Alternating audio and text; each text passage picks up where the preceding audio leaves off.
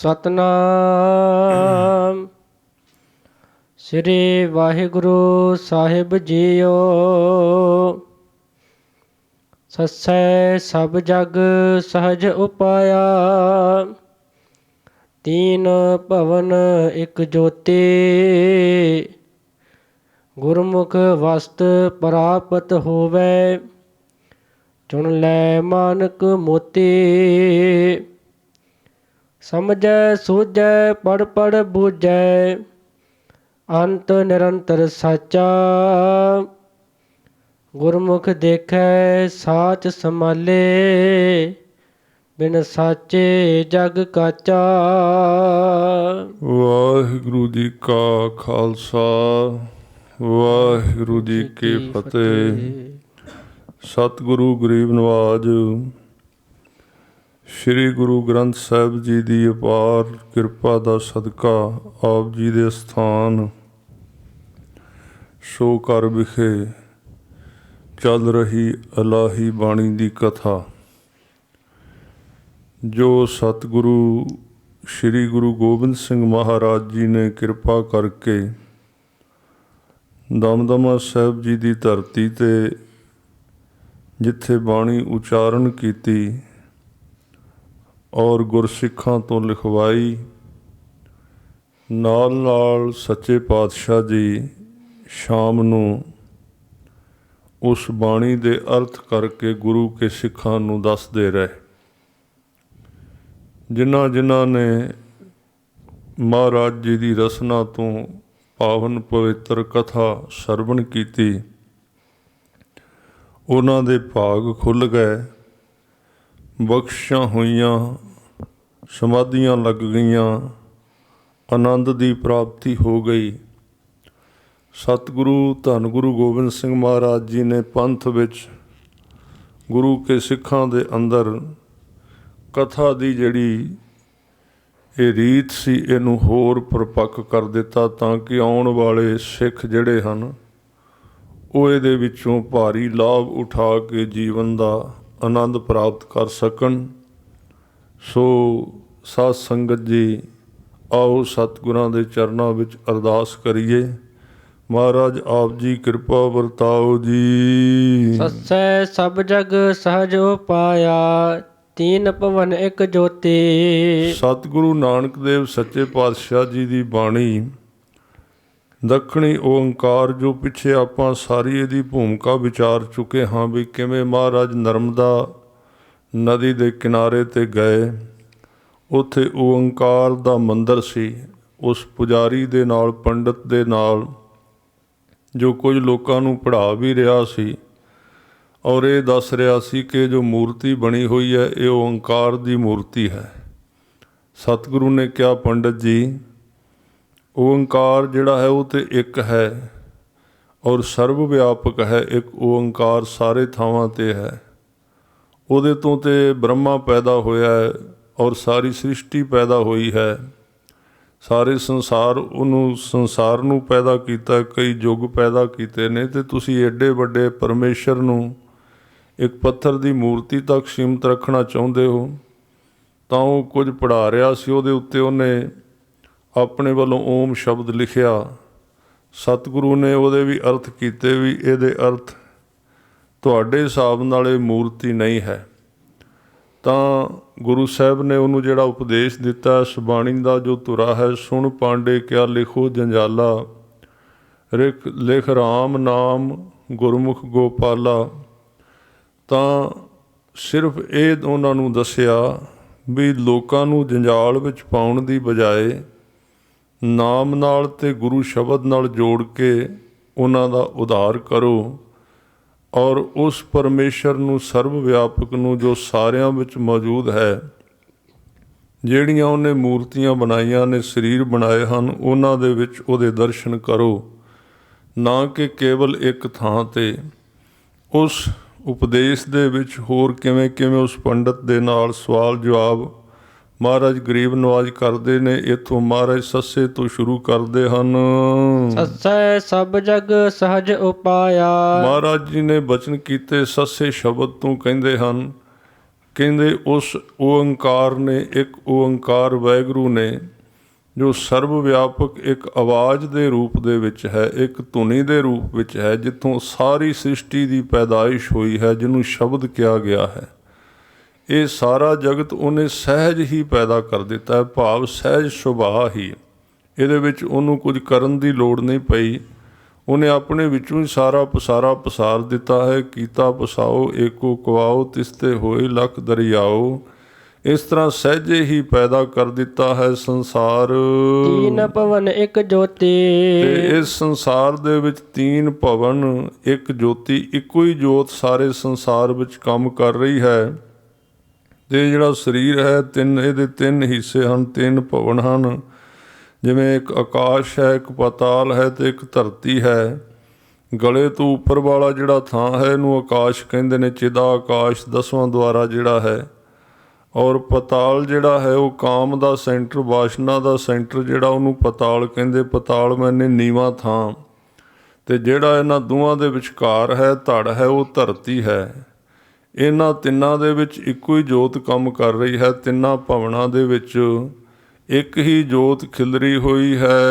ਗੁਰਮੁਖ ਵਸਤ ਪ੍ਰਾਪਤ ਹੋਵੇ। ਮਹਾਰਾਜ ਕਹਿੰਦੇ ਨੇ, ਸਰੀਰ ਦੇ ਵਿੱਚੋਂ ਜੇ ਵਸਤੂ ਪ੍ਰਾਪਤ ਕਰਨੀ ਹੈ, ਨਾਮ ਦਾ ਹੀਰਾ ਪ੍ਰਾਪਤ ਕਰਨਾ ਹੈ, ਜੋ ਵਿੱਚ ਪਰਮੇਸ਼ਰ ਨੇ ਲੁਕਾ ਕੇ ਰੱਖਿਆ ਹੈ, ਤਾਂ ਉਹ ਵਸਤੂ ਜਿਹੜੀ ਹੈ ਗੁਰਮੁਖ ਗੁਰੂ ਦੇ ਦੱਸੇ ਮਾਰਗ ਤੇ ਤੁਰ ਕੇ ਪ੍ਰਾਪਤ ਹੁੰਦੀ ਹੈ। ਚੁਣ ਲੈ ਮਾਨਕ ਮੋਤੀ, ਇਹਦੇ ਵਿੱਚੋਂ ਮਾਨਕ ਮੋਤੀ ਚੁਣ ਸਕਦਾ ਹੈ ਮਨੁੱਖ। ਚੁਣਨ ਦਾ ਮਤਲਬ ਹੁੰਦਾ ਵੀ ਜਿਵੇਂ ਮਿੱਟੀ ਦੇ ਵਿੱਚ ਕੋਈ ਚੀਜ਼ ਖਿਲਰ ਜਾਏ ਤੇ ਆਪਾਂ ਮਿੱਟੀ ਤੋਂ ਬਚਾਅ ਕਰਨੇ ਆ, ਪਰ ਵਸਤੂ ਜਿਵੇਂ ਬੇਰ ਖਿਲਰ ਗਏ, ਬੇਰ ਮਿੱਟੀ ਦੇ ਵਿੱਚ, ਤੇ ਵਿੱਚੋਂ ਚੁਣਨੇ ਆ। ਇਸ ਤਰ੍ਹਾਂ ਸਰੀਰ ਦੇ ਵਿੱਚ ਵੀ ਅਕਾਲ ਪੁਰਖ ਦਾ ਨਾਮ ਹੈ, ਇਹਦੇ ਵਿੱਚ ਗੁਣ ਨੇ। ਕਹਿਣ ਲੱਗੇ ਇਹਦੇ ਵਿੱਚੋਂ ਵੀ ਉਹ ਗੁਣ ਚੁਣੇ ਜਾ ਸਕਦੇ ਹਨ। ਸਮਝੈ ਸੂਝੈ ਪੜ ਪੜ ਬੂਝੈ। ਜਿਹੜਾ ਗੁਰਮੁਖ ਚੰਗੀ ਤਰ੍ਹਾਂ ਗੁਰੂ ਕੇ ਉਪਦੇਸ਼ ਨੂੰ ਸਮਝਦਾ ਹੈ ਤੇ ਫਿਰ ਉਹਦੇ ਤੋਂ ਅਗਲੀ ਕਲਾਸ ਪੈਦਾ ਹੁੰਦੀ। ਪਹਿਲਾਂ ਸਮਝਣਾ, ਫਿਰ ਸੁਝਣਾ। ਸੁਝਣ ਦਾ ਮਤਲਬ ਹੁੰਦਾ ਵੀ ਅੰਦਰੋਂ ਗਿਆਨ ਪੈਦਾ ਹੁੰਦਾ, ਉਹਨੂੰ ਸੋਝੀ ਕਹਿੰਦੇ ਨੇ। ਤੇ ਫਿਰ ਬੁੱਝਣਾ, ਉਹਨੂੰ ਬੁਝਾਰਤ ਨੂੰ ਵੀ ਅਸਲੀਅਤ ਕੀ ਹੈ, ਇਸ ਤਰ੍ਹਾਂ ਪੜ ਕੇ ਬੁੱਝ ਲੈਂਦਾ ਗੁਰਮੁਖ। ਅੰਤ ਨਿਰੰਤਰ ਸਾਚਾ। ਇੱਥੇ ਸ਼ਬਦ ਅੰਤ ਨਿਰੰਤਰ ਹੈ। ਅੰਤ ਤੋਂ ਸ਼ਬਦ ਅੰਤਰ ਲਾਵਾਂਗੇ। ਅੰਤਰ ਮੈਨੇ ਕਿ ਅੰਤਰ ਵੀ ਤੇ ਨਿਰੰਤਰ ਵੀ, ਸਾਡੇ ਵਿੱਚ ਵੀ ਤੇ ਬਾਹਰ ਵੀ ਲਗਾਤਾਰ ਨਿਰੰਤਰ ਸੱਚੀ ਧੁਨ ਵੱਜ ਰਹੀ ਹੈ, ਇੱਕ ਓੰਕਾਰ ਦੀ। ਗੁਰਮੁਖ ਦੇਖੈ ਸਾਚ ਸੰਭਾਲੇ। ਗੁਰਮੁਖ ਉਸ ਧੁਨ ਨੂੰ ਵਹਿੰਦਾ ਹੈ, ਉਸ ਜੋਤ ਨੂੰ ਵੇਖਦਾ ਹੈ ਔਰ ਸੱਚੇ ਨਾਮ ਨੂੰ ਸੰਭਾਲਦਾ ਹੈ, ਸਿਮਰਨ ਕਰਦਾ। ਬਿਨ ਸਾਚੇ ਜਗ ਕਾਚਾ।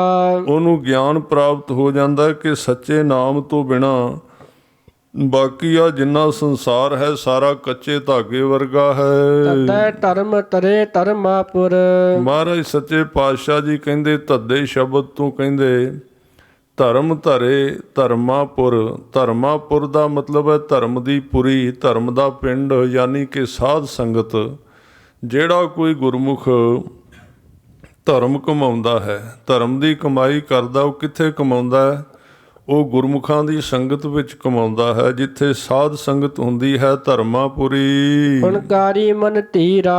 ਉੱਥੇ ਮਨ ਨੂੰ ਧੀਰਜ ਆ ਜਾਂਦੀ, ਕਿਉਂਕਿ ਮਨ ਗੁਣਕਾਰੀ ਬਣ ਜਾਂਦਾ ਹੈ। ਗੁਰੂ ਕੇ ਸ਼ਬਦ ਨੂੰ ਅੰਦਰ ਧਾਰਨ ਕਰ ਲੈਂਦਾ ਸਾਧ ਸੰਗਤ ਵਿੱਚ, ਗੁਰਮੁਖਾਂ ਦੀ ਸੰਗਤ ਦੇ ਵਿੱਚ, ਤਾਂ ਉੱਥੇ ਗੁਣਕਾਰੀ ਹੋ ਜਾਂਦਾ ਹੈ। ਅੰਦਰ ਗੁਣ ਦਾ ਮਤਲਬ ਸੁਭਾਅ ਹੈ। ਗੁਰੂ ਕਾ ਸ਼ਬਦ ਜਿਹੜਾ ਅੰਦਰ ਟਿਕਾ ਲੈਂਦਾ ਹੈ। ਤਤੈ ਧੂਲ ਪੜੈ ਮੁਖ ਮਸਤਕ। ਉੱਥੇ ਗੁਰਮੁਖਾਂ ਦੀ ਚਰਨ ਧੂੜ ਉਹਨਾਂ ਦੇ ਉਹਦੇ ਮੁਖ ਤੇ ਮਸਤਕ ਤੇ ਪੈਂਦੀ ਹੈ। ਔਰ ਗੁਰੂ ਕਾ ਉਪਦੇਸ਼ ਸੁਣਨ ਵਾਸਤੇ ਉਪਦੇਸ਼ ਰੂਪੀ ਜਿਹੜੀ ਧੂੜੀ ਹੈ ਉਹ ਵੀ ਮਿਲਦੀ ਹੈ। ਕੰਚਨ ਭਏ ਮਨੂਰਾ। ਤੇ ਜਿਹੜਾ ਜੀਵਨ ਬਿਲਕੁਲ ਮਨੂਰ ਬਣਿਆ ਪਿਆ ਸੀ, ਯਾਨੀ ਕਿ ਮਨੂਰਾ ਕਹਿੰਦੇ ਨੇ ਜਦੋਂ ਲੋਹਾ ਸੜ ਜਾਏ ਉਹਨੂੰ ਮਨੂਰ ਕਹਿੰਦੇ ਨੇ, ਤਾਂ ਉਹ ਕਹਿੰਦੇ ਇਸ ਤਰ੍ਹਾਂ ਕੰਚਨ ਪਏ, ਕੰਚਨ ਸੋਨੇ ਵਰਗਾ ਬਣ ਜਾਂਦਾ ਜੀਵਨ ਜਦੋਂ ਧੂੜ ਪੈਂਦੀ ਹੈ ਸਾਧ ਸੰਗਤ ਦੀ। ਧਰਮਾਪੁਰ ਦੇ ਅੰਦਰ ਧਨ ਧਰਨੀ ਧਰ ਆਪ ਅਜੋਨੇ। ਉਹ ਧਰਨੀ ਧਰ ਜਿਹੜਾ ਵਾਹਿਗੁਰੂ ਧਰਤੀ ਦਾ ਆਸਰਾ ਹੈ, ਉਹਦਾ ਜਿਹੜਾ ਨਾਮ ਧਨ ਹੈ ਉਹ ਬਹੁਤ ਹੀ ਉੱਤਮ ਹੈ, ਉੱਥੇ ਪ੍ਰਾਪਤ ਹੁੰਦਾ ਗੁਰਮੁਖ ਨੂੰ, ਜਿਹੜਾ ਆਪ ਅਜੋਨੀ ਹੈ। ਇੱਥੇ ਗੁਰੂ ਦੀ ਗੱਲ ਕਰ ਰਹੇ ਨੇ। ਇਸ ਤੋਂ ਅੱਗੇ ਜਿਹੜੀ ਪੰਕਤੀ ਹੈ ਉਹ ਗੁਰੂ ਬਾਰੇ ਕਹਿ ਰਹੇ ਨੇ, ਕਿਉਂਕਿ ਸਾਧ ਸੰਗਤ ਉੱਥੇ ਹੈ ਜਿੱਥੇ ਗੁਰੂ ਵੀ ਹੈ ਨਾਲ। ਧੰਨ ਗੁਰੂ ਗ੍ਰੰਥ ਸਾਹਿਬ ਮਹਾਰਾਜ ਜੀ ਕਹਿੰਦੇ ਨੇ, ਧਰਨੀ ਧਰਨੇ ਪਰਮਾਤਮਾ ਨੇ ਗੁਰੂ ਦੇ ਵਿੱਚੋਂ ਨਾਮ ਦਾ ਧਨ ਰੱਖਿਆ ਹੋਇਆ ਹੈ, ਤੇ ਗੁਰੂ ਆਪ ਅਜੋਨੀ ਹੈ। ਆਪ ਅਜੋਨੀ, ਆਪ ਜੀ ਕਹੋਗੇ ਵੀ ਗੁਰੂ ਤੇ ਜੋਨੀ ਵਿੱਚ ਜਨਮ ਲੈਂਦਾ ਹੈ, ਗੁਰੂ ਦਾ ਸਰੀਰ ਜਨਮ ਲੈਂਦਾ, ਗੁਰੂ ਜਨਮ ਨਹੀਂ ਲੈਂਦਾ। ਗੁਰੂ ਤੇ ਪ੍ਰਗਟ ਹੁੰਦਾ ਹੈ, ਗੁਰੂ ਦੇ ਸਰੀਰ ਨੇ ਜਨਮ ਲਿਆ, ਗੁਰੂ ਜੋਨੀ ਵਿੱਚ ਨਹੀਂ ਆਉਂਦਾ। ਜਿਹੜਾ ਜੋਨੀ ਵਿੱਚ ਫਸਿਆ ਹੋਇਆ ਗੁਰੂ ਕਾਹਦਾ ਹੋਇਆ? ਅਜੋਨੀ ਹੈ ਗੁਰੂ, ਅਕਾਲ ਮੂਰਤ ਹੈ ਗੁਰੂ, ਸ਼ਬਦ ਹੈ ਗੁਰੂ। ਇਸ ਕਰਕੇ ਅਜੋਨੀ ਹੈ। ਜੇ ਸਰੀਰ ਵੀ ਧਾਰਿਆ 10 ਪਾਤਸ਼ਾਹੀਆਂ ਨੇ ਤੇ ਤਾਂ ਵੀ ਜੋਨੀ ਦੇ ਪ੍ਰਭਾਵ ਤੋਂ ਉੱਚੇ ਨੇ। ਜੋਨੀ ਮੈਨੇ ਜਿੱਥੋਂ ਜਨਮ ਲੈਂਦੇ ਸਾਰਾ ਸੰਸਾਰ, ਜਿਹੜਾ ਇਸਤਰੀ ਦਾ ਅੰਗ ਹੈ ਉਹਨੂੰ ਜੋਨੀ ਕਹਿੰਦੇ ਨੇ, ਉਹਦੇ ਕਾਮ ਦੇ ਪ੍ਰਭਾਵ ਤੋਂ ਉੱਚਾ ਹੈ। ਇਸ ਕਰਕੇ ਗੁਰੂ ਨੂੰ ਅਜੋਨੀ ਕਹਿੰਦੇ, ਭਾਵੇਂ ਸਰੀਰ ਵੀ ਧਾਰਿਆ ਹੋਵੇ। ਆਪ ਅਜੋਨੀ ਇਸ ਤਰ੍ਹਾਂ ਦਾ ਹੈ ਉਹ, ਤੋਲ ਬੋਲ ਸੱਚ ਪੂਰਾ, ਔਰ ਬੋਲਣ ਵਿੱਚ ਤੇ ਤੋਲਣ ਵਿੱਚ ਪੂਰਾ ਹੈ। ਗੁਰੂ ਭਾਵ ਪੂਰਾ ਨਿਆਂ ਕਰਦਾ, ਪੂਰੇ ਸੱਚ ਦੇ ਵਿੱਚ ਤੁਰਦਾ ਹੈ। ਕਰਤੇ ਕੀਮਤ ਕਰਤਾ ਜਾਣੈ, ਇਹ ਕਹਿੰਦੇ ਵੀ ਕਰਤੇ ਕੀ ਜਿਹੜੀ ਸ਼ਕਤੀ ਹੈ ਅਕਾਲ ਪੁਰਖ ਦੀ, ਕੇਵਲ ਉਹ ਆਪ ਹੀ ਜਾਣਦਾ ਹੈ। ਕਿੰਨੀ ਕੁ ਤਾਕਤ ਹੈ ਸੱਚੇ ਪਾਤਸ਼ਾਹ ਦੇ ਵਿੱਚ, ਉਹ ਕੇਵਲ ਵਾਹਿਗੁਰੂ ਆਪ ਜਾਣਦਾ ਹੈ। ਕਹਿ ਜਾਣੈ ਗੁਰ ਸੂਰਾ, ਜਾਂ ਫਿਰ ਕਹਿੰਦੇ ਪੂਰਾ ਗੁਰੂ ਸੂਰਮਾ ਗੁਰੂ ਜਾਣਦਾ, ਜਿਹਦੀ ਉੱਤੇ ਵਿਆਖਿਆ ਹੋ ਰਹੀ ਹੈ ਉਹ ਗੁਰੂ ਹੈ। ਉਹ ਜਾਣਦਾ ਕਰਤੇ ਅਕਾਲ ਪੁਰਖ ਦੀ ਮਿੱਤ ਨੂੰ। ਗਿਆਨ ਗਵਾਇਆ ਦੂਜਾ ਪਾਇਆ। ਇਸ ਤੋਂ ਅੱਗੇ ਕਹਿੰਦੇ ਨੇ ਕਿ ਜਿਹੜੇ ਸੰਸਾਰੀ ਬੰਦੇ ਹਨ, ਇਹ ਪੰਡਤ ਜੀ ਉਸ ਪੰਡਤ ਨਾਲ ਗੱਲਾਂ ਕਰ ਰਹੇ ਨੇ। ਉਹਨੇ ਪੁੱਛਿਆ ਵੀ ਸੰਸਾਰ ਦੇ ਲੋਕ ਜਿਹੜੇ ਨੇ ਇਹਦੇ ਵਿੱਚ ਇੰਨੇ ਫਸੇ ਹੋਏ ਨੇ, ਤੇ ਵੇਖੋ ਸੰਸਾਰ ਦੇ ਵਿੱਚ ਕਿਵੇਂ ਭਟਕ ਰਹੇ ਨੇ, ਇਹਦਾ ਕੀ ਕਾਰਨ ਨੇ? ਮਹਾਰਾਜ ਕਹਿੰਦੇ ਇਹਨਾਂ ਨੇ ਗਿਆਨ ਨੂੰ ਗਵਾ ਦਿੱਤਾ ਹੈ। ਗਿਆਨ ਗਵਾਇਆ ਹੈ ਤੇ ਦੂਜਾ ਪਾਇਆ। ਇਹਨਾਂ ਦੀ ਬਿਰਤੀ ਸੁਰਤੀ ਜਿਹੜੀ ਇਹ ਦੂਜੀਆਂ ਚੀਜ਼ਾਂ ਵਿੱਚ ਚਲੀ ਗਈ ਹੈ। ਗਿਆਨ ਦੇ ਉਹਨੇ ਪੁੱਛਿਆ ਕੀ ਅਰਥ ਨੇ, ਤੇ ਗਿਆਨ ਦੇ ਅਰਥ ਨੇ ਸਾਂਝ ਪਾਉਣੀ, ਗਿਆਨ ਦੇ ਅਰਥ ਨੇ ਅਟੈਚਮੈਂਟ ਫੀਲਿੰਗ ਕਰਨੀ, ਪ੍ਰਤੀਤ ਕਰਨਾ, ਕਿਸੇ ਚੀਜ਼ ਨੂੰ ਛੂਹਣਾ, ਉਹਨੂੰ ਗਿਆਨ ਕਹਿੰਦੇ ਨੇ। ਗਿਆਨ ਦੇ ਅਰਥ ਇਹ ਨਹੀਂ ਕਿ ਅੱਖਰੀ ਪੜ੍ਹਾਈ ਆ ਗਈ ਤੇ ਉਹਨੂੰ ਗਿਆਨ ਆ ਗਿਆ ਹੈ, ਨਹੀਂ, ਇਸ ਤਰ੍ਹਾਂ ਗਿਆਨ ਨਹੀਂ ਹੁੰਦਾ। ਗਿਆਨ ਦੇ ਡੂੰਘੇ ਅਰਥ ਨੇ ਸਿਮਰਨ ਕਰਨਾ। ਕਹਿੰਦੇ ਗਿਆਨ ਗਵਾਚ ਗਿਆ ਇਹਦੇ ਕੋਲੋਂ। ਜਿਹੜਾ ਗਿਆਨ ਜਨਮ ਤੋਂ ਪਹਿਲਾਂ ਸੀ ਲਿਵ ਲੱਗੀ ਹੋਈ ਸੀ ਉਹ ਗਵਾਚ ਗਈ। ਤੇ ਦੂਜਾ ਯਾਨੀ ਕਿ ਸੰਸਾਰ ਭਾਇਆ ਮੈਨੇ ਚੰਗਾ ਲੱਗਦਾ ਹੈ ਇਸ ਨੂੰ। ਗਰਭ ਗਲੇ ਬਿਖ ਖਾਇਆ, ਤੇ ਗਰਭ ਦੇ ਵਿੱਚ ਹੰਕਾਰ ਦੇ ਵਿੱਚ ਗਲ ਗਏ ਲੋਕ, ਤੇ ਵਿਕਾਰਾਂ ਦੀ ਜ਼ਹਿਰ ਖਾਧੀ ਹੈ। ਗੁਰ ਰਸ ਗੀਤ ਬਾਦ ਨਹੀਂ ਭਾਵੈ, ਪੂਰੇ ਗੁਰੂ ਦਾ ਗੀਤ, ਗੁਰੂ ਕੀ ਬਾਣੀ ਦਾ ਰਸ ਤੇ ਉਹਦੀ ਆਵਾਜ਼ ਨਹੀਂ ਭਾਉਂਦੀ, ਇਹਨਾਂ ਸੰਸਾਰੀਆਂ ਨੂੰ ਚੰਗੀ ਨਹੀਂ ਲੱਗਦੀ। ਸੁਣੀਐ ਗਹਿਰ ਗੰਭੀਰ ਗਵਾਇਆ, ਇਹਦਾ ਵਿਸ਼ਰਾਮ ਜਿਹੜਾ ਹੈ ਅਰਥਾਂ ਨੂੰ ਸਪਸ਼ਟ ਕਰਨ ਵਾਸਤੇ ਸੁਣਿਆ ਤੇ ਲੱਗੇਗਾ। ਫਿਰ ਪੜੋ ਜੀ। ਗੁਰ ਰਸ ਗੀਤ ਬਾਦ ਨਹੀਂ ਭਾਵੈ ਸੁਣੀਐ। ਹਾਂ, ਇਹਦੇ ਨਾਲ ਇਹ ਸੰਤੈਸ ਮਿਲਦਾ ਹੈ।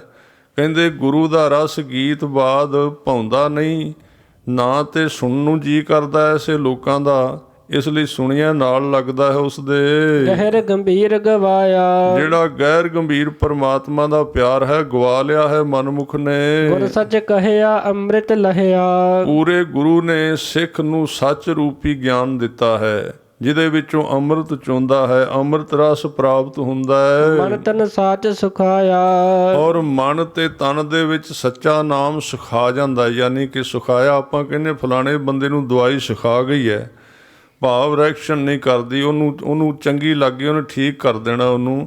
ਇਸ ਤਰ੍ਹਾਂ ਗੁਰੂ ਦਾ ਦਿੱਤਾ ਉਪਦੇਸ਼ ਸਿੱਖ ਨੂੰ ਜਦੋਂ ਲੱਗ ਜਾਂਦਾ, ਸੁਖਾ ਜਾਂਦਾ ਹੈ। ਆਪੇ ਗੁਰਮੁਖ ਆਪੇ ਦੇਵੈ, ਆਪ ਹੀ ਪਰਮਾਤਮਾ ਗੁਰੂ ਦਾ ਰੂਪ ਧਾਰਨ ਕਰਦਾ ਹੈ, ਤੇ ਗੁਰੂ ਦਾ ਰੂਪ ਧਾਰਨ ਕਰਕੇ ਨਾਮ ਦੀ ਦਾਤ ਦਿੰਦਾ ਸਿੱਖ ਨੂੰ। ਆਪੇ ਅੰਮ੍ਰਿਤ ਪੀਆਇਆ, ਆਪੇ ਹੀ 5 ਪਿਆਰਿਆਂ ਦੇ ਰੂਪ ਵਿੱਚ ਅੰਮ੍ਰਿਤ ਪਿਆਇਆ। ਧੰਨ ਗੁਰੂ ਗ੍ਰੰਥ ਸਾਹਿਬ 10 ਪਾਤਸ਼ਾਹੀਆਂ ਨੇ।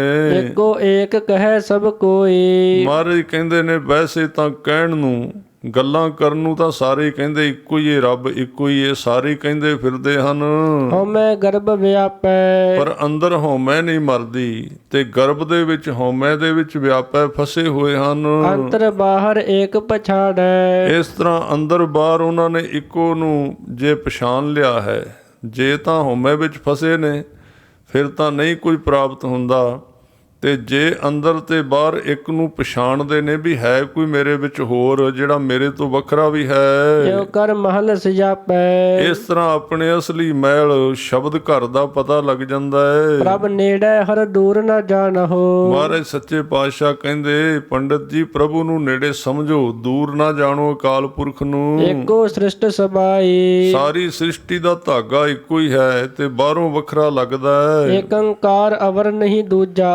ਇੱਕ ਓੰਕਾਰ ਹੀ ਸਾਰੇ ਪਾਸੇ ਵਿਆਪਕ ਹੋਇਆ ਪਿਆ ਹੈ, ਇਹਦੇ ਬਰਾਬਰ ਦਾ ਹੋਰ ਦੂਜਾ ਕੋਈ ਨਹੀਂ ਹੈ। ਨਾਨਕ ਏਕ ਸਮਾਈ। ਗੁਰੂ ਸਾਹਿਬ ਕਹਿੰਦੇ ਇੱਕ ਹੀ ਸਮਾਇਆ ਹੋਇਆ ਸਾਰੇ ਸੰਸਾਰ ਵਿੱਚ। ਇਸ ਕਰਤੇ ਕਉ ਕਿਉ ਗਹਿ ਰਾਖੋ। ਸਤਿਗੁਰੂ ਨਾਨਕ ਦੇਵ ਸੱਚੇ ਪਾਤਸ਼ਾਹ ਜੀ ਕਹਿੰਦੇ ਨੇ ਕਿ ਇਸ ਕਰਤੇ ਕਉ, ਕਰਤੇ ਮੈਨੇ ਜੋ ਕੁਝ ਕਰ ਰਿਹਾ ਹੈ। ਇੱਥੇ ਕਰਤੇ ਦੇ ਅਰਥ ਪਰਮਾਤਮਾ ਨਹੀਂ ਹੈ, ਵੈਸੇ ਕਰਤੇ ਦੇ ਅਰਥ ਪ੍ਰਭੂ ਹੁੰਦੇ ਨੇ, ਪਰਮਾਤਮਾ ਕਰਨ ਵਾਲਾ।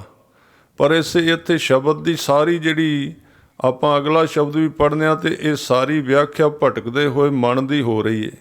ਇਹਦਾ ਅਰਥ ਹੈ ਭਟਕਦਾ ਹੋਇਆ ਮਨ। ਇਸ ਕਰਤੇ ਕੋ ਕਿਉਂ ਗਏ ਰਾਖੋ, ਇਸ ਭਟਕਦੇ ਹੋਏ ਮਨ ਨੂੰ ਕਿਵੇਂ ਫੜ ਕੇ ਰੱਖੀਏ ਜੋ ਕੁਝ ਨਾ ਕੁਝ ਕਰਦਾ ਹੀ ਰਹਿੰਦਾ ਹੈ। ਅਪਰਿਓ ਤੁਲਿਓ ਨ ਜਾਏ। ਇਹ ਅਫਰਿਆ ਹੋਇਆ ਹੈ, ਨਾ ਇਹ ਤੋਲਿਆ ਜਾਂਦਾ ਹੈ ਨਾ ਇਹਨੂੰ ਫੜਿਆ ਜਾਂਦਾ ਹੈ। ਜਿਵੇਂ ਅਫਰਿਓ, ਜਿਵੇਂ ਆਪਾਂ ਕਹਿੰਦੇ ਵੀ ਫਲਾਣਾ ਪਸ਼ੂ ਬਲਦ ਖੁੱਲ ਗਿਆ ਤੇ ਉਹਦੀ ਨੱਥ ਨਿਕਲ ਗਈ ਹੈ, ਹੁਣ ਫੜਿਆ ਨਹੀਂ ਜਾਂਦਾ ਉਹਨੂੰ ਕਹਿੰਦੇ ਅਫਰਿਓ, ਫੜਿਆ ਨਾ ਜਾਏ। ਜਿਸ ਨੂੰ ਹੱਥ ਪਾਓ ਤੇ ਅੱਗੋਂ ਸਿੰਗ ਮਾਰੇ। ਕਹਿੰਦੇ ਇਸ ਤਰ੍ਹਾਂ ਦਾ ਹੋਇਆ ਪਿਆ ਮਨ, ਨਾ ਤੋਲਿਆ ਜਾਂਦਾ ਫੜਿਆ ਜਾਂਦਾ, ਅੱਗੋਂ ਮਾਰਦਾ ਹੈ। ਮਾਇਆ ਕੇ ਦੇਵਾਨੇ ਪ੍ਰਾਣੀ। ਇਹ ਮਾਇਆ ਦੇ ਪਿੱਛੇ ਕਮਲੇ ਹੋਏ ਪ੍ਰਾਣੀ। ਝੂਠ ਠਗੌਰੀ ਪਾਈ। ਇਹ ਝੂਠ ਦੀ ਠੱਗੀ ਜਿਹੜੀ ਠੱਗ ਬੂਟੀ ਹੈ, ਸੰਘਾਇਆ ਹੋਇਆ ਤੈਨੂੰ ਮਾਇਆ ਨੇ ਠੱਗ ਬੂਟੀ, ਜਿਹਦੇ ਨਾਲ ਤੂੰ ਬੇਹੋਸ਼ ਹੋਇਆ ਫਿਰਦਾ ਮਨ। ਲੱਭ ਲੋਭ ਮੁਹਤਾਜ ਵਿਗੂਤੇ। ਇਹਨਾਂ ਚੀਜ਼ਾਂ ਦੇ ਵਿੱਚ ਖੁਆਰੀ ਹੋ ਰਹੀ ਹੈ। ਕਿਹੜੀਆਂ ਕਿਹੜੀਆਂ ਚੀਜ਼ਾਂ ਦੇ ਵਿੱਚ ਲੱਭ, ਇਹ ਬੱਬੇ ਦੇ ਨਾਲ ਇਹਦਾ ਮਤਲਬ ਖਾਣ ਪੀਣ ਦਾ ਲੋਭ, ਤੇ ਭੱਬੇ ਨਾਲ ਇਹਦਾ ਮਤਲਬ ਇਹ ਮਨ ਦਾ ਲੋਭ, ਮਾਇਆ ਦਾ ਲੋਭ, ਤੇ ਮੁਹਤਾਜਗੀ ਕਰਨੀ, ਵੱਡੇ ਲੋਕਾਂ ਦੀ ਖੁਸ਼ਾਮਦ ਕਰਨੀ। ਇਹਦੇ ਵਿੱਚ ਜੀਵਨ ਖੁਆਰ ਹੁੰਦਾ ਹੈ। ਇਬ ਤਬ ਫਿਰ ਪਛਤਾਏ। ਇਬ ਤੇ ਤਬ, ਹੁਣ ਤੇ ਉਦੋਂ ਜਦੋਂ ਮਰਨਾ ਪੈਣਾ, ਪਰਲੋਕ ਵਿੱਚ ਜਾਣਾ ਪੈਣਾ ਹੈ। ਇਹਦੇ ਕਰਕੇ ਹੀ ਪਛਤਾਉਣਾ ਪੈਂਦਾ ਹੈ। ਏਕ ਸਰੇਵੈ ਤਾ ਗਤ ਬਿਤ ਪਾਵੈ। ਜੇ ਇੱਕ ਦਾ ਸਿਮਰਨ ਕਰੇ ਤਾਂ ਉੱਚੀ ਗਤ ਅਵਸਥਾ ਪ੍ਰਾਪਤ ਕਰ ਲਵੇ ਤੇ ਮਿਤ ਸ਼ਕਤੀ ਪ੍ਰਾਪਤ ਕਰ ਲਵੇ। ਆਵਣ ਜਾਣ ਰਹਾਏ। ਇਹਦਾ ਜਨਮ ਮਰਨ ਜਿਹੜਾ ਹੈ ਇਹਦੇ ਨਾਲ ਖਤਮ ਹੋ ਜਾਏਗਾ। ਏਕ ਆਚਾਰ ਰੰਗ ਇੱਕ ਰੂਪ। ਮਹਾਰਾਜ ਸੱਚੇ ਪਾਤਸ਼ਾਹ ਅਗਲੇ ਬਚਨ ਵਿੱਚ ਕਹਿੰਦੇ ਨੇ ਏਕ ਆਚਾਰ ਰੰਗ ਇੱਕ ਰੂਪ, ਇੱਕ ਹੀ ਪਸਰਿਆ ਹੋਇਆ ਸਾਰੇ ਪਾਸੇ। ਤਾਂ ਪਤਾ ਲੱਗਦਾ ਜੇ ਉੱਚਾ ਆਚਰਣ ਹੋਵੇ ਗੁਰੂ ਕੇ ਸਿੱਖ ਦੇ ਵਿੱਚ, ਫਿਰ ਇੱਕ ਦਾ ਰੂਪ ਨਜ਼ਰ ਆਉਂਦਾ ਹੈ। ਪੌਣ ਪਾਣੀ ਅਗਨੀ ਅਸਰੂਪ। ਇਹ ਪੌਣ ਪਾਣੀ ਤੇ ਅਗਨੀ ਦੇ ਵਿੱਚ ਵੀ, ਯਾਨੀ ਕਿ ਸਰੀਰ ਦੇ ਜਿਹੜੇ 3 ਤੱਤ ਗਿਣੇ ਨੇ, 3 ਗਿਣੇ ਨੇ ਸਿਰਫ, ਵੈਸੇ 5 ਹੀ ਲਾ ਲਓ ਤੁਸੀਂ। ਇਹ 5 ਤੱਤਾਂ ਦੇ ਸਰੂਪ ਦੇ ਵਿੱਚ ਹੀ ਇੱਕ ਦੀ ਜੋਤ ਪਸਰ ਰਹੀ ਹੈ। ਏਕੋ ਭਵਰ ਭਵੈ ਤਿਹੁ ਲੋਏ। ਇੱਕ ਹੀ ਭਵਰ ਤਿੰਨਾਂ ਲੋਕਾਂ ਦੇ ਵਿੱਚ ਭਾਉਂਦਾ ਫਿਰਦਾ ਹੈ। ਤਿੰਨਾਂ ਲੋਕਾਂ ਦੀ ਆਪਾਂ ਗੱਲ ਕਰ ਚੁੱਕੇ ਹਾਂ ਪਹਿਲਾਂ, ਪਤਾਲ, ਆਕਾਸ਼ ਤੇ ਧਰਤੀ। ਸਰੀਰ ਦੇ 3 ਹਿੱਸੇ ਨੇ। ਇੱਕ ਭੌਰਾ ਉੱਡਦਾ ਫਿਰਦਾ ਧਿਆਨ, ਸੁਰਤੀ ਕਹਿ ਲਵੋ, ਬਿਰਤੀ ਕਹਿ ਲਵੋ, ਇੱਕੋ ਹੀ ਗੱਲ ਹੈ। ਕਦੀ ਉੱਤੇ ਸਿਰ ਵਿੱਚ ਚਲੀ ਜਾਂਦੀ, ਕਦੀ ਛਾਤੀ ਵਿੱਚ ਚਲੀ ਜਾਂਦੀ, ਕਦੀ ਥੱਲੇ ਚਲੀ ਜਾਂਦੀ ਹੈ। ਇਸ ਤਰ੍ਹਾਂ ਹੀ ਭਾਉਂਦੀ ਫਿਰਦਾ ਹੈ। ਭੌਰ ਜਿਹੜਾ ਭਵਰਾ ਭਾਉਂਦਾ ਫਿਰਦਾ ਹੈ। ਏਕੋ ਬੁਝੈ ਸੂਝੈ ਪਤ ਹੋਏ। ਜੇ ਕੋਈ ਗੁਰੂ ਕੀ ਸ਼ਬਦ ਦੀ ਕਮਾਈ ਦੁਆਰਾ ਇੱਕ ਨੂੰ ਬੁੱਝ ਲਵੇ ਤੇ ਉਹਨੂੰ ਸੋਝੀ ਆ ਜਾਂਦੀ ਹੈ, ਉਹਦੀ ਉੱਚੀ ਪੱਤ ਹੋ ਜਾਂਦੀ ਇੱਜ਼ਤ ਵਾਹਿਗੁਰੂ ਦੇ ਦਰਬਾਰ ਅੰਦਰ। ਗਿਆਨ ਧਿਆਨ ਲੈ ਸੰਸਰ ਰਹੈ। ਗੁਰੂ ਤੋਂ ਗਿਆਨ ਤੇ ਪ੍ਰਭੂ ਵਿੱਚ ਧਿਆਨ ਜੋੜਨ ਦਾ ਤਰੀਕਾ ਲੈ ਕੇ ਦ੍ਰਿਸ਼ਟੀ ਨੂੰ ਸਮ ਕਰ ਲੈਂਦਾ, ਬਰਾਬਰ ਭਾਵ ਇੱਕੋ ਜਿਹਾ ਅਵਸਥਾ ਵਿੱਚ ਰਹਿੰਦਾ, ਕਦੀ ਡੋਲਦਾ ਨਹੀਂ। ਗੁਰਮੁਖ ਏਕ ਵਿਰਲਾ ਕੋ ਲਹੈ। ਗੁਰੂ ਦੀ ਕਿਰਪਾ ਨਾਲ ਕੋਈ ਵਿਰਲਾ ਹੀ ਗੁਰਮੁਖ ਇੱਕ ਨੂੰ ਪ੍ਰਾਪਤ ਕਰਦਾ ਹੈ। ਜਿਸਨੋ ਦੇ ਕਿਰਪਾ ਤੇ ਸੁਖ ਪਾਏ। ਜਿਹਦੇ ਤੇ ਕਿਰਪਾ ਹੋ ਜਾਏ ਸੱਚੇ ਪਾਤਸ਼ਾਹ ਜੀ ਦੀ, ਉਹ ਕਹਿੰਦੇ ਕਿਰਪਾ ਤੇ ਸੁਖ ਪਾਏ, ਉਹ ਸੁਖ ਆਨੰਦ ਦੀ ਪ੍ਰਾਪਤੀ ਕਰ ਲੈਂਦਾ ਹੈ। ਗੁਰੂ ਦੁਆਰੇ ਆਖ ਸੁਣਾਏ। ਉਹ ਗੁਰੂ ਦੇ ਦੁਆਰੇ, ਸਤਿਗੁਰੂ ਦੇ ਦੁਆਰੇ ਉਸ ਸਚਾਈ ਨੂੰ ਆਖ ਕੇ ਸੁਣਾ ਸਕਦਾ, ਕਿਉਂਕਿ ਗੁਰੂ ਦਾ ਹੀ ਬਣ ਗਿਆ। ਸਰੀਰ ਹੀ ਸਿੱਖ ਦਾ ਰਹਿ ਜਾਂਦਾ ਹੈ, ਬਾਕੀ ਤਾਂ ਸਾਰਾ ਕੁਝ ਗੁਰੂ ਦਾ ਹੀ ਬਣ ਜਾਂਦਾ। ਉਹਨੂੰ ਹੀ ਗੁਰੂਮੁਖ ਕਹਿੰਦੇ ਨੇ। ਗੁਰੂ ਦਾ ਮੂੰਹ ਗੁਰਮੁਖ ਕਿਹਨੂੰ ਕਹਿੰਦੇ ਨੇ? ਜਿਸ ਬੰਦੇ ਦਾ ਮੂੰਹ ਗੁਰੂ ਦਾ ਮੂੰਹ ਬਣ ਗਿਆ, ਮੂੰਹ ਸਿਰਫ ਪੁਰਾਣੇ ਸਿੱਖ ਦਾ, ਬਾਕੀ ਆਵਾਜ਼ ਦੇ ਵਿੱਚੋਂ ਗੁਰੂ ਦੀ ਆਉਂਦੀ ਹੈ ਸਾਰਾ ਕੁਝ। ਇਸ ਤਰ੍ਹਾਂ ਗੁਰੂ ਦੁਆਰੇ ਆਖ ਸੁਣਾਏ, ਊਰਮ ਧੂਰਮ ਜੋਤ ਉਜਾਲਾ। ਮਹਾਰਾਜ ਨੂੰ ਉਹ ਕਹਿੰਦਾ ਪੰਡਤ, ਬਈ ਤੁਸੀਂ ਮਹਾਰਾਜ ਇੱਕ ਗੱਲ ਕਹੀ ਹੈ, ਬਈ ਇਹ ਮੂਰਤੀ ਵਿੱਚ ਰੱਬ ਨਹੀਂ ਹੁੰਦਾ ਜਿੱਥੇ ਤੂੰ ਲੋਕਾਂ ਨੂੰ ਪੂਜਣ ਲਾਇਆ ਹੈ, ਤੇ ਫਿਰ ਕਿੱਥੇ ਰਹਿੰਦਾ, ਥੋੜ੍ਹਾ ਜਿਹਾ ਸਮਝਾ ਕੇ ਦੱਸੋ। ਤੇ ਗਰੀਬ ਨਵਾਜ ਕਹਿੰਦੇ ਨੇ ਊਰਮ ਧੂਰਮ, ਊਰਮ ਮੈਨੇ ਧਰਤੀ ਤੇ ਧੂਰਮ ਮੈਨੇ ਆਕਾਸ਼, ਊਰਮ ਮੈਨੇ ਆਕਾਸ਼ ਤੇ ਧਰਤੀ ਦੋਵੇਂ, ਇਹਨਾਂ ਦੋਵਾਂ ਦਾ ਨਾਂ ਲਿਆ ਹੈ। ਕਹਿੰਦੇ ਧਰਤੀ ਵਿੱਚ ਵੀ ਹੈ ਤੇ ਆਕਾਸ਼ ਵਿੱਚ ਵੀ ਜੋਤ ਉਜਾਲਾ, ਉਹਦੀ ਜੋਤ ਵੇਖ ਚੌਵਾਂ ਪਾਸੇ ਵੱਜ ਰਹੀ ਹੈ। ਤੇ ਪੰਡਤ ਵਿਚਾਰਾ ਸਾਡੇ ਵਾਂਗੂ ਕੀ ਵੇਖੇ, ਉਹਨੂੰ ਤੇ ਉਹ ਹੀ ਆਕਾਸ਼ ਦਿਸਦਾ ਜਿਹਦੇ ਤੇ ਧੂੜ ਚੜੀ ਹੋਈ ਹੈ, ਤੇ ਆਹ ਹੀ ਮਿੱਟੀ ਦਿਸਣੀ ਉਹਨੂੰ, ਕਿਉਂਕਿ ਨਜ਼ਰ ਨਾ ਜਿੰਨਾ ਚਿਰ ਖੁੱਲੇ, ਅੱਖ ਨਾ ਖੁੱਲੇ ਉਹਨਾਂ ਚਿਰ ਪਤਾ ਨਹੀਂ ਲੱਗਦਾ। ਮਹਾਰਾਜ ਕਹਿੰਦੇ ਆਕਾਸ਼ ਪਤਾਲ ਦੇ ਵਿੱਚ ਉਹਦੀ ਹੀ ਜੋਤ ਹੈ ਪੰਡਤ ਜੀ। ਤੀਨ ਭਵਨ ਮਹਿ ਗੁਰ ਗੋਪਾਲਾ। ਤਿੰਨ ਭਵਨ ਦੀ ਗੱਲ ਵਾਰ-ਵਾਰ ਗੁਰੂ ਸਾਹਿਬ ਕਰਦੇ ਨੇ ਪਏ। ਇਹ ਤਿੰਨ ਭਵਨ ਮੈਂ ਤੀਨ ਭਵਨ ਮੈਂ ਗੁਰ ਗੋਪਾਲਾ, ਇਹਨਾਂ ਸਰੀਰ ਦੇ ਤਿੰਨਾਂ ਹਿੱਸਿਆਂ ਵਿੱਚ ਵੀ ਉਹਦੀ ਜੋਤ ਹੀ ਪ੍ਰਗਟ ਹੋ ਰਹੀ ਹੈ। ਉਹ ਗਵਿਆ ਅਸਰੂਪ ਦਿਖਾਵੇ। ਪਰ ਇਹ ਦਿਸਦੀ ਉਦੋਂ ਹੈ ਜਦੋਂ ਉਗਵਿਆਂ, ਉੱਗ ਪੈਣ ਦੇ ਨਾਲ, ਇੱਥੇ ਵਿਸ਼ਰਾਮ ਹੈ, ਉਗਵਿਆਂ ਉੱਗਣ ਦੇ ਨਾਲ, ਪ੍ਰਗਟ ਹੋਣ ਦੇ ਨਾਲ। ਜੇ ਕਮਾਈ ਕੀਤੀ ਜਾਏ ਤੇ ਉਹ ਜੋਤ ਅੰਦਰੋਂ ਪ੍ਰਗਟ ਹੋਏ ਤਾਂ ਸੋਹਣਾ ਸਰੂਪ ਦਿਖਾਉਂਦਾ ਵਾਹਿਗੁਰੂ ਆਪਣਾ, ਵੀ ਮੈਂ ਤਾਂ ਤੇਰੇ ਵਿੱਚ ਹੀ ਬੈਠਾ ਹਾਂ। ਕਰ ਕਿਰਪਾ ਆਪਣੇ ਘਰ ਆਵੇ। ਜਦੋਂ ਕਿਰਪਾ ਹੋ ਜਾਏ ਕਿਸੇ ਸਿੱਖ ਦੇ ਉੱਤੇ ਤੇ ਉਹ ਆਪਣੇ ਘਰ ਵਿੱਚ ਆ ਜਾਏ, ਉਦੋਂ ਸਰੂਪ ਦੇ ਦਰਸ਼ਨ ਹੁੰਦੇ ਹਨ। ਊਨਮ ਬਰਸੈ ਨੀਚਰ ਧਾਰਾ। ਫਿਰ ਪ੍ਰਮਾਤਮਾ ਊਨਮ ਮੈਨੇ ਨੀਵਾਂ ਹੋਇਆ ਬੱਦਲ, ਜਿਹੜਾ ਜ਼ਮੀਨ ਦੇ ਨੇੜੇ ਆ ਜਾਂਦਾ ਹੈ। ਅਕਾਲ ਪੁਰਖ ਫਿਰ ਨੀਵਾਂ ਹੋ ਕੇ ਵਸਦਾ ਉਹਦੇ ਉੱਤੇ। ਊਨਮ ਵਰਸੈ ਨਿਜਰ ਧਾਰਾ। ਨਿਜਰ ਧਾਰਾ ਦਾ ਮਤਲਬ ਹੈ ਉਹ ਧਾਰਾ, ਉਹ ਮੀਂਹ ਜੋ ਵਿੱਚ ਬੰਦ ਨਾ ਹੋਵੇ, ਲਗਾਤਾਰ ਹੀ ਪੈਂਦਾ ਜਾਵੇ। ਉਤਮ ਸ਼ਬਦ ਸਵਾਰਨ ਹਾਰਾ। ਉੱਥੇ ਉੱਤਮ ਸ਼ਬਦ ਜਿਹੜਾ ਗੁਰੂ ਦਾ, ਉਹ ਸਵਾਰਦਾ ਹੈ ਸਿੱਖ ਦੇ ਜੀਵਨ ਨੂੰ। ਇਸ ਇੱਕ ਏਕਾ ਜਾਣੈ ਭਇਓ। ਇਸ ਇੱਕ ਓੰਕਾਰ ਦਾ ਜੇ ਕੋਈ ਭੇਤ ਜਾਣ ਲਵੇ ਪੰਡਤ ਜੀ, ਆਪੇ ਕਰਤਾ ਆਪੇ ਦੇਓ। ਇਹ ਇੱਕ ਓੰਕਾਰ ਹੀ ਕਰਤਾ ਹੈ ਤੇ ਆਪ ਹੀ ਪ੍ਰਕਾਸ਼ ਰੂਪ ਦੇਵਤਾ ਹੈ। ਉਗਵੈ ਸੂਰ ਅਸੁਰ ਸੰਘਾਰੈ। ਜਦੋਂ ਅੰਦਰ ਗੁਰੂ ਕੇ ਸ਼ਬਦ ਦਾ ਸੂਰਜ ਉਗ ਪੈਂਦਾ ਹੈ ਤਾਂ ਉਹ ਬਾਕੀ ਦੇ ਵਿਕਾਰਾਂ ਦੇ ਜਿਹੜੇ ਦੈਂਤ ਨੇ, ਅਸੁਰ, ਉਹਨਾਂ ਨੂੰ ਸੰਘਾਰ ਦਿੰਦਾ ਹੈ, ਖਤਮ ਕਰ ਦਿੰਦਾ ਹੈ। ਉੱਚੋ ਦੇਖ ਸ਼ਬਦ ਵਿਚਾਰੈ। ਇਸ ਤਰ੍ਹਾਂ ਉਹ ਗੁਰੂ ਕਾ ਸਿੱਖ ਜਿਹਦੇ ਅੰਦਰੋਂ ਇਹ ਦੈਂਤ ਜਿਹੜੇ ਨੇ, ਰਾਖਸ਼ ਮਾਰੇ ਗਏ ਵੈਰੀ, ਉਹ ਉੱਚੀ ਨਜ਼ਰ ਨਾਲ ਵੇਖਦਾ ਹੈ, ਉੱਚੀ ਦ੍ਰਿਸ਼ਟੀ ਦੇ ਨਾਲ ਉਹਦੀ ਸੋਚ ਬਦਲ ਜਾਂਦੀ ਹੈ ਤੇ ਸ਼ਬਦ ਦੀ ਵਿਚਾਰ ਕਰਦਾ ਹੈ। ਉਪਰ ਆਦ ਅੰਤ ਤਿਹੁ ਲੋਏ। ਕਹਿਣ ਲੱਗੇ ਉੱਪਰਲੀ ਥਾਂ ਤੇ ਜਾਈਏ ਤਾਂ ਇਹ ਸਾਰਾ ਕੁਝ ਥੱਲੇ ਵਾਲਾ ਆਪੇ ਕੱਲਾ ਕੱਲਾ ਦਿਸਣ ਲੱਗ ਪੈਂਦਾ ਹੈ।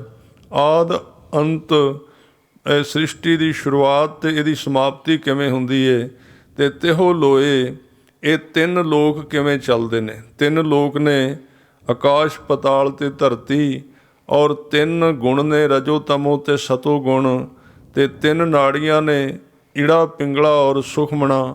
ਇਹਦੇ ਨਾਲ ਹੀ ਸਰੀਰ ਦੇ ਤਿੰਨ ਰੋਗ ਨੇ ਜਿਹੜੇ, ਉਹ ਵਤ ਪਿੱਤ ਕਫ, ਇਹ ਸਾਰੇ ਜੁੜੇ ਹੋਏ ਨੇ। ਮਹਾਰਾਜ ਕਹਿੰਦੇ ਹਨ, ਕਹਿੰਦੇ ਇਹਨਾਂ ਦੀ ਵੀ ਖਬਰ ਹੋ ਜਾਂਦੀ ਹੈ ਗੁਰਸਿੱਖ ਨੂੰ। ਆਪੇ ਕਰੈ ਕਥੈ ਸੁਣੈ ਸੋਏ। ਆਪ ਹੀ ਫਿਰ ਵਰਤਦਾ ਗੁਰੂ ਕੇ ਸਿੱਖ ਦੇ ਸਰੀਰ ਦੇ ਵਿੱਚ, ਆਪ ਹੀ ਸਭ ਕੁਝ ਕਰਦਾ ਹੈ, ਆਪ ਹੀ ਕਥਾ ਕਰਦਾ ਹੈ ਤੇ ਆਪ ਹੀ ਸੁਣਨ ਵਾਲਾ ਹੁੰਦਾ ਹੈ। ਉਹ ਵਿਧਾਤਾ ਮਨ ਤਨ ਦੇ।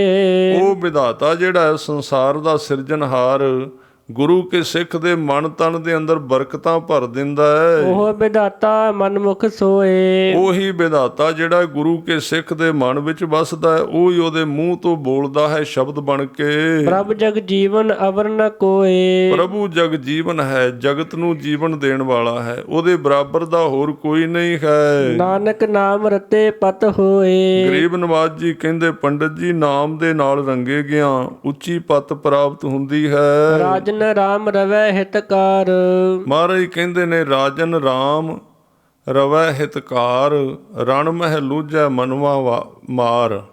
ਇਹ ਗੁਰਮੁਖ ਦੀ ਘਾਲਣਾ ਹੈ। ਘਾਲਣਾ ਬਾਰੇ ਅਗਲਾ ਜਿਹੜਾ ਸ਼ਬਦ ਉਚਾਰਨ ਕੀਤਾ ਹੈ, ਜੇ ਕੋਈ ਗੁਰੂ ਕਾ